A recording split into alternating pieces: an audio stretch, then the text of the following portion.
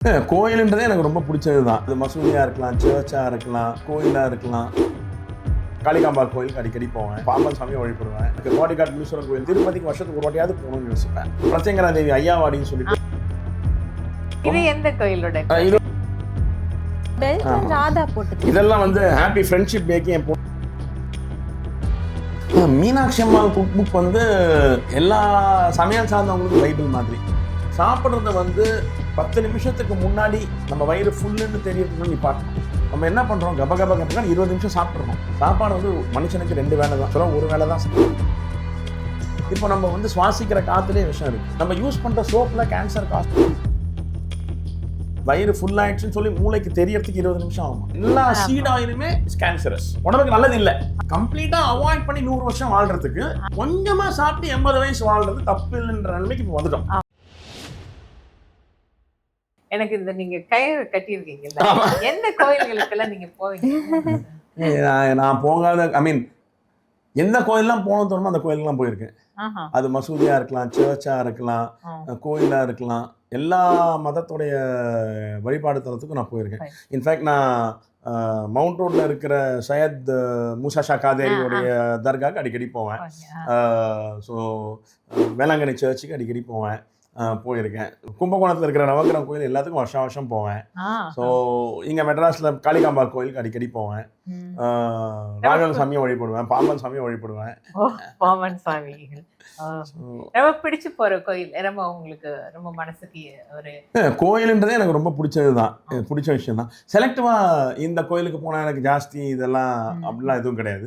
ஏதாவது ஒரு கோயிலுக்கு போகணும்னு ஆசைப்பட்டு போவேன். பட் கண்டிப்பா போகணும்னு வச்சிருக்கிற கோயில்லாம் இருக்கு. கோடிக்காட் முனீஸ்வரன் கோயிலுக்கு கண்டிப்பா போகணும்னு வச்சிருப்பேன். சென்ட்ரல் ஸ்டேஷன் போற வழியில இருக்கிறதுக்கு.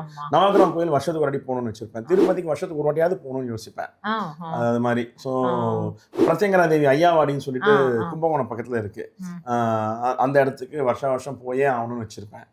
ஸோ இதெல்லாம் வந்து கண்டிப்பா போகணும்னு வச்சிருக்கிற கோயில். பாடிகாட் முனீஸ்வரர் எப்படி? பாடிகாட் முனீஸ்வரர் வந்து எனக்கு ரொம்ப க்ளோஸ் தாத்தா. எனக்கு தாத்தா மோர அவரு. ரொம்ப பிடிச்சவர். இது எந்த கோயிலோட? இது வந்து பிரத்யங்கரா தேவி ஐயாவாடி. ராதா போட்டு இதெல்லாம் வந்து ஹாப்பி ஃப்ரெண்ட்ஷிப் டேக்கு என் பொண்ணு போட்டு ஒரு 10 வருஷம் 12 வருஷம் முன்னாடி போட்ட பெல்ட். இதெல்லாம் ஃப்ரெண்ட்ஷிப் டேக்கு அப்பாவுக்கு ஃபர்ஸ்ட் போட்டுருவா. இது கோயில்து. இது மாதிரி கயிறு நிறைய இருக்கும் என் கையில. ஆமா, எப்பவுமே உங்க கையில ஒரு கயிறு இருந்துட்டு தான் இருக்கும். நல்லா பாக்குறதுக்கு. மீனாட்சி அம்மாள் குக் புக் வந்து அது எல்லா சமையல் சார்ந்தவங்களுக்கு பைபிள் மாதிரி. ஏதோ இன்ஸ்பயர் பண்ணிச்சு அப்படின்னு நீங்க சொல்லிருக்கீங்க. ஆமா ஆமா. என்ன மோஸ்ட் இம்பார்ட்டன்ட்னா, பாரம்பரியமா இருக்கிற டிஷ்ஷஸ்ல இருந்து பாரம்பரியமா இருக்கிற பழக்க வழக்கங்கள் வரைக்கும் டாக்குமெண்ட் பண்ண ஒரு பைபிள். எனக்கு ரொம்ப பிடிச்ச ஒரு விஷயம் என்னன்னா, இன்னைக்கு வரலட்சுமி விரதம், நாளைக்கு தீபாவளி, அடுத்து பொங்கல், இது நோன்பு, அது மாதிரி எது இருந்தாலும் அதுக்கு மினிமம் பண்ண வேண்டிய பொருட்கள் என்ன, அதோட ரெசிபி, இதோட சம்பிரதாயம் என்ன, எதுக்காக அதை பண்றோம் அப்படின்ற ஒரு டாக்குமெண்டேஷன். ஒரு அம்மா மாதிரி. எக்ஸாக்ட்லி. பாட்டி அம்மா தாண்டி பாட்டி மாதிரி பாரம்பரியம் தெரிஞ்சவங்க உங்களுக்கு சொன்னா நீங்க ஏத்துப்பீங்க தெரியுமா, அத மாதிரி ஒரு லெவல் அவங்க. ஸோ நான் ரொம்ப வேல்யூ பண்ற ஒரு கேரக்டர். ஒரு நான் அவங்க பேர் சொல்ற காலத்துல நம்ம வாழ்ந்தோன்றதே வந்து எல்லா சமையல் கலைஞருக்கும் ஒரு பெரிய விஷயம். அவ்வளவு விஷயம் தெரிஞ்சவங்க. நிறைய விஷயங்கள் வந்து இது கூட இது சேரக்கூடாது, இந்த இன்கிரீடியன்ட் கூட இது சேரக்கூடாது, இதை வறுத்தீங்கன்னா இது இந்த பொருளோட சேர்த்து தான் அரைக்கணும். இந்த காம்பினேஷன்ஸ் இருக்குல்ல, மருந்து வந்து விஷமாவும் ஆகும், மருந்தாவும் ஆகும். Food has the capacity to become a poison and அமிர்தம். So which combinations should not be done அப்படின்றதும் அதுல மென்ஷன் பண்ணிருப்பாங்க. ரொம்ப ரேர் அது. எப்பவுமே வந்து தயிரும் புளியும் சேரக்கூடாது, மீனும் தயிரும் சேரக்கூடாது. அது மாதிரி நிறைய விஷயங்கள் இருக்கு, காம்பினேஷன்ஸ். அந்த காம்பினேஷன்ஸ் எல்லாம் வந்து தெளிவா சொல்லியிருப்பாங்க அவங்க. உங்க அனுபவத்துல தெரிஞ்சிட்டது அது போல ஏதாவது? யூஸ்வலா வந்து அசிடிக் ஃபுட், இந்த பைனாப்பிள், லெமன், இதெல்லாம் கூட பால் சேர்த்துக்க கூடாது. இந்த அசிடிக் ஃபுட்ல வந்து பால் சேர்த்துக்கிட்டா உள்ள போய் திரியும். அது மாதிரி. அதே மாதிரி சாப்பிட்றத வந்து 10 நிமிஷத்துக்கு முன்னாடி நம்ம வயிறு ஃபுல்லுன்னு தெரியறதுக்கு முன்னாடி நிப்பாட்டணும். ஏன்னா the command from the stomach to the brain takes 20 minutes. வயிறு ஃபுல் ஆயிடுச்சுன்னு சொல்லி மூளைக்கு தெரியறதுக்கு 20 நிமிஷம் ஆகுமா. அதனால தான் நீங்க ஒரு 10 வாய் சாப்பிட்டுட்டு எதுவுமே சாப்பிடாம ஒரு 10 நிமிஷம் விட்டீங்கன்னா வயிறு ஃபுல்லான மாதிரி இருக்கும். ஃபுல்லான மாதிரி ஆயிடுது. ஏன்னா அப்போதான் கமாண்ட் போயிருக்கு நிஜமாவே ஃபுல் ஆயிடுச்சுன்னு. நம்ம என்ன பண்றோம், கப கப கபன்னு 20 நிமிஷம் சாப்பிட்றோம். அது 3 வாட்டி ஃபுல் ஆயிடுச்சு ஆல்ரெடி. ஸோ அந்த அளவுக்கு ஃபுல்லான, அதனால தான் வியாதி வருது. ஸோ அளவா சாப்பிட்றது வந்து அந்த டைம் எடுக்கிறதுனால நம்மளுக்கு தெரிய மாட்டேங்குது அளவா சாப்பிடணுன்றது. ஆக்சுவலாக நமக்கு தேவை இவ்வளோதான் சாப்பாடுன்னா நம்ம இவ்வளோ சாப்பிட்றோம்.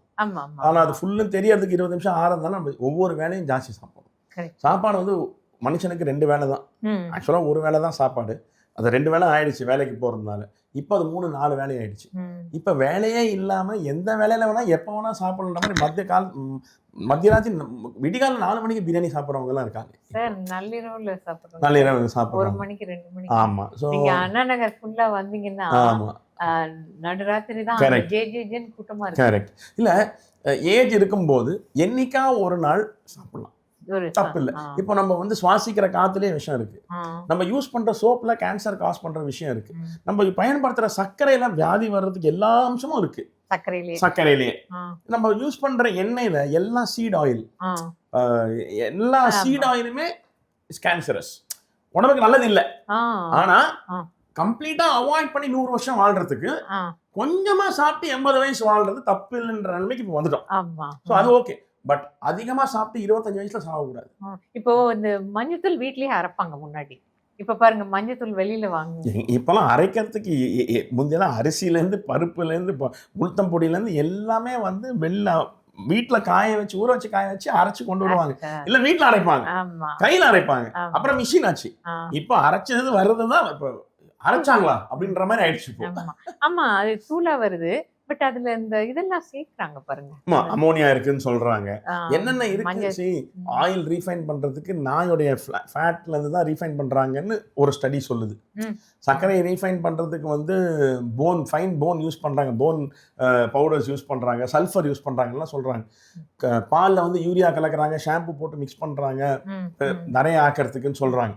இதெல்லாம் ஹேர்ஸே கேட்டு யாரும் மறுக்கவும் இல்லை, யாரும் அதை ஆராய்ச்சி பண்ணி ஆமான்னு சொல்லலை. பட் சில விஷயங்கள் அதை டெஸ்ட் பண்ணி பார்க்கும்போது அது உண்மையா இருக்கலாம்னு தோணுது. ஸோ சாப்பாடுன்றது supposed to be eaten before sunset. நம்ம பயாலஜிக்கல் கிளாக் என்ன சொல்லுதுன்னா 6 மணிக்கு சூரியன் அஸ்தமனம் ஆகுதா அந்த டைம்ல சாப்பிட்டு முடிச்சிரு. அங்கேயிருந்து 3 மணி நேரத்துக்கு எதுவும் சாப்பிடாம படுத்து தூங்கு. அப்பதான் உனக்கு எப்படி ரெஸ்ட் கிடைக்கும், அதே மாதிரி உள்ள இருக்கிற உறுப்புக்கும் ரெஸ்ட் கிடைக்கும். நம்ம ரெஸ்டே கொடுக்காம 12 மணிக்கு சாப்பிட்டு 12:15 படுத்துட்டு 4 மணிக்கு எழுந்திரிச்சு பிரியாணி சாப்பிட்டு, இல்ல இது பிரியாணிக்கு அகேன்ஸ்டா சொல்லுது. பிரியாணின்றது ஹெவி ஃபுட். அதுல இருக்கிற மசாலாவும் சரி, எண்ணெயும் சரி, மீட்டும் சரி, இது வந்து கொஞ்சம் ஹெவி. அது டைஜஸ்ட் பண்றதுக்கு டைம் எடுக்கும், என்சைம்ஸுக்கு டைம் எடுக்கும். லிவர் ரெஸ்ட் எடுக்கிற டைம்ல நம்ம சாப்பிட்டோம்னா லிவர் ரெஸ்ட் எடுக்காம வேலை செய்யும்.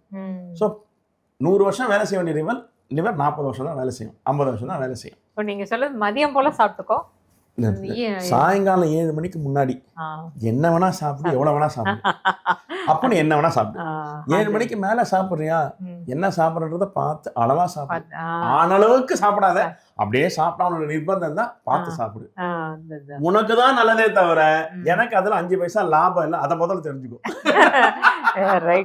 நீங்க கரெக்டா சொன்னீங்க. இந்த இதை பத்தி கூட, இந்த தூள் பத்தி கூட, நீங்க அந்த வீட்டுல அரைக்கிற தூள் இருக்குல்ல, இந்த மிஷின்ல போய் அரைச்சிட்டு வருவோம். அது இப்போ வந்து இந்த இதுல கலர் சேர்க்கறாங்க, இது சேர்க்கறாங்க, நிறைய கெமிக்கல்லாம் சேர்க்கறாங்க. ஸோ அதை பத்தி கூட ஏதாவது இருந்தா கூட சொல்லலாம். There are a lot of additives that is added which is permissible additives. நிறைய இப்போ ஷெல்ஃப் லைஃப்காக, ஷெல்ஃப் லைஃப்னா அது 3 மாசம் 6 மாசம் வரணுன்றதுக்காக there are permissible chemicals. பெர்மிசபிள்னா அனுமதிக்கப்பட்ட கெமிக்கல்ஸ், தாது பொருட்கள் அனுமதிக்கிறாங்க. கவர்மெண்ட்டுக்கே நார்ம்ஸ் இருக்கு, இவ்வளவு போடலாம் அப்படின்னு. ஆனா 99% ஆஃப் த டைம் அளவுக்கு அதிகமாக தான் அதை யூஸ் பண்றாங்க. டைம் எக்ஸ்பேண்ட் பண்றதுக்கோ, இல்ல கலரை ரீடைன் பண்றதுக்கோ, இல்ல அதோடைய கன்சிஸ்டன்சி வச்சுக்கிறதுக்கோ அளவுக்கு ஜாஸ்தி போடுறாங்க. அந்த நார்ம்ஸ் வந்து ஸ்ட்ரிக்டா ஃபாலோ பண்ணப்படுறது இல்லை.